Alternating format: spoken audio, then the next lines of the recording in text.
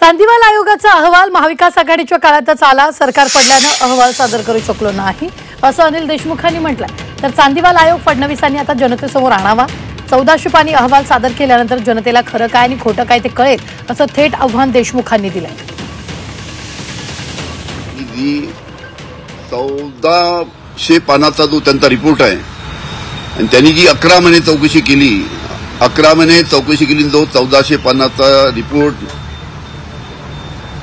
न्यायमूर्ती चांदीवाल यांनी जो दिला होता तो त्यांनी त्यांच्याकडे डिपार्टमेंटला आहे, देवेंद्र फडणवीस यांच्याकडे आहे, तो त्यांनी जनतेसमोर आणावा एवढीच माझी त्यांना विनंती आहे। जनतेसमोर तो रिपोर्ट आणल्याने जनतेला माहीत होईल की माझ्यावर जे आरोप त्यावेळेस करण्यात आले होते त्याच्या बाबतीत चौकशीमध्ये काय आढळलं। पण हा रिपोर्ट जनतेसमोर का आणत नाही याचं मला अतिशय आश्चर्य आहे।